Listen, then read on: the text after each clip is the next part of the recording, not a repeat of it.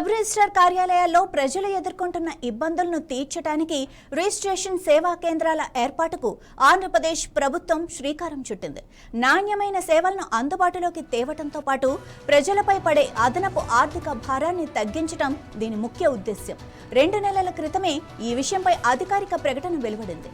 ఈ కొత్త కేంద్రాల రాకతో తమ ఉపాధికి ఎక్కడ గండి పడుతుందోనని కొందరు రిజిస్ట్రేషన్ ఏజెంట్లు, డాక్యుమెంట్ రైటర్లు ఆందోళన వ్యక్తం చేస్తున్నారు. దీంతో ఏపీలో 3 రోజుల నుంచి రిజిస్ట్రేషన్ కార్యకలాపాలు నిలిచిపోయాయి.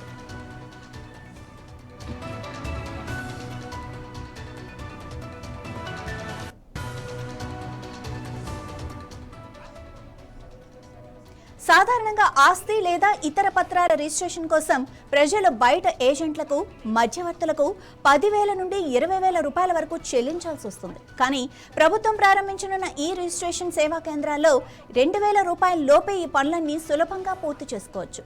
మధ్యవర్తులు, దళార్ల ప్రమేయం లేకుండా డాక్యుమెంట్ ప్రాసెసింగ్, ఆన్లైన్ చలానా చెల్లింపులు, స్లాట్ బుకింగ్, డాక్యుమెంట్ రైటింగ్ వంటి సేవలను అత్యంత పారదర్శకంగా అందిస్తారు. దీనివల్ల కాలయాపన తగ్గటమే కాకుండా సామాన్యుడి జేబుకు పెద్ద ఊరట లభిస్తుంది.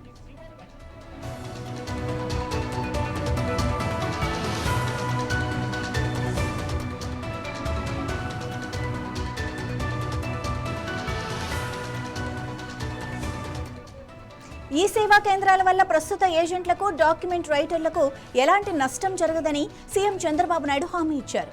ప్రభుత్వ సేవా కేంద్రాలు ప్రజలకు ఒక ప్రత్యామ్నాయం మాత్రమేనని, బయట ఉన్నవారు ఎవరి పనులు వారు యథావిధిగా చేసుకోవచ్చని స్పష్టం చేశారు. అంటే ఈ నిర్ణయంతో ఒకవైపు ప్రజలకు తక్కువ ఖర్చుతో పారదర్శక సేవలు అందుతాయి, మరోవైపు ఏజెంట్ల భయాలను సైతం ప్రభుత్వం నివృత్తి చేస్తుంది.